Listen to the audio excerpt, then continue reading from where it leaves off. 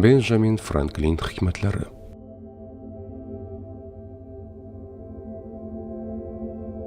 Kishi cho'ntagidagi pulni bilim uchun sarflasa, hech kim bu pullarni undan tortib ola olmaydi. Kambag'allik uyatli hol emas, ammo bundan uyalish haqiqiy uyatli holat.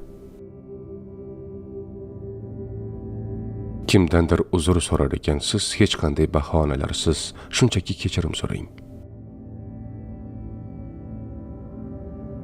Jahl bilan boshlangan har qanday ish uyat bilan tugaydi.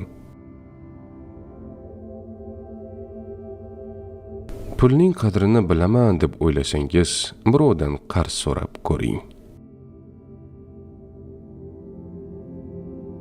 Vaqt bu puldir.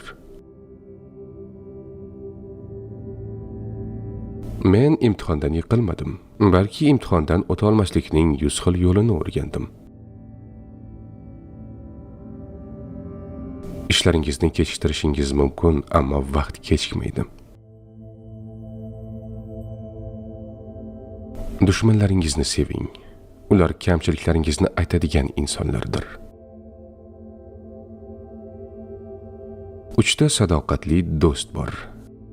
Qari rafiqa, qari it va qo'lingizda tayyor turgan pul. Mayda chuyda xarajatlaringizdan ehtiyot bo'ling. Kichkina teshik katta kemani qulatishga qodir. A'lo fikrlardan ko'ra a'lo amallar yaxshiroq. Ko'pchilik insonlar 25 yoshda o'ladi, ammo 75 yoshga yetgach ko'miladi. Tayyorgarlik ko'rishda muvaffaqiyatsiz bo'lsangiz, muvaffaqiyatsizlikka tayyorgarlik ko'rayotgan bo'lasiz. Qiyinchilik yo'q joyda natija ham bo'lmaydi. Hayotning eng katta tragediyalaridan biri shuki, biz juda tez qariymiz, lekin donishmandlikka juda kech erishamiz. Bugungi bitta ish ertaga qoldirilgan 2 ishdan afzalroqdir. Dangasalik sekinlik bilan harakat qiladi. Kambag'allik unga tez yetishib oladi. Qarzga botishdan ko'ra kechki ovqatni yemagan ma'qul. Kishi 20 yoshdaligida uni xohish iroda boshqaradi. 30 yoshga yetganda aql farosat boshqaradi. 40 yoshga yetganda esa mulohaza boshqaradi. Hech qachon bugungi ishni ertaga qoldirmaslik lozim. Muvaffaqiyatga erishish uchun berilgan imkoniyatlarga qanchalik tez oshiqsangiz, xulosa chiqarishga ham shunchalik tez oshiqishingiz kerak bo'ladi.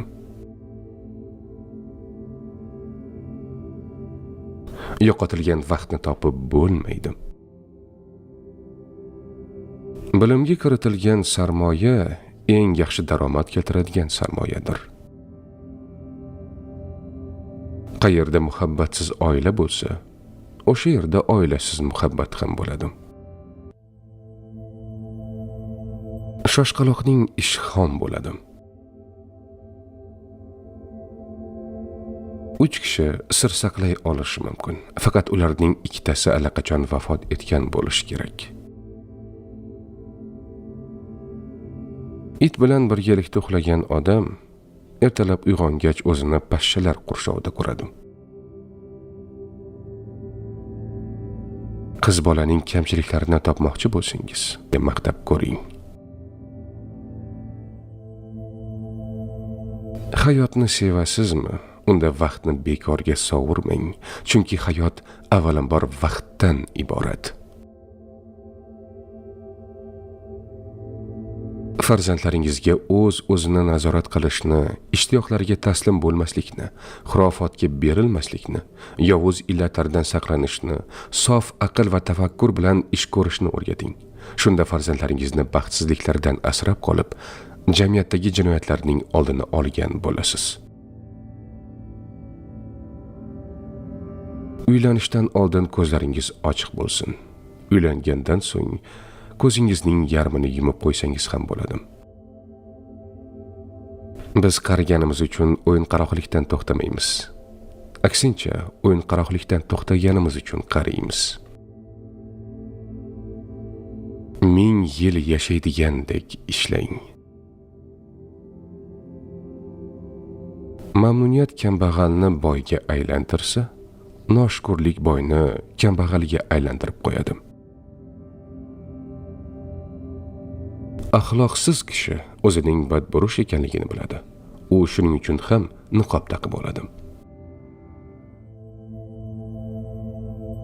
Ayoli va pullarini boshqalarga tez-tez ko'z qilib turadigan kishi bularning ikkalasini ham qarzga olib turishlari xavf ostida bo'ladi.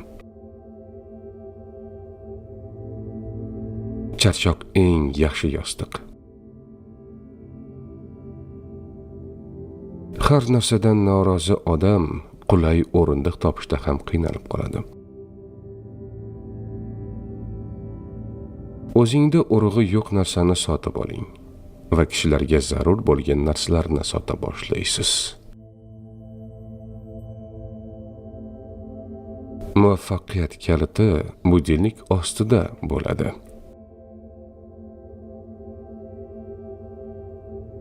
Yo o'qishga arzirli narsa yozing, yoki birovlar siz haqingizda yozishi uchun arzirli ishlar qiling. Vaqtinchalik xavfsizlikka erishish uchun erkinlikdan voz kechadigan insonlar erkinlikka ham, xavfsizlikka ham arzimaydilar. Menga aytsangiz, unutaman. Menga o'rgatsangiz, eslab qolishim mumkin. Meni jarayonda ishtirok ettirsangiz, o'rganaman.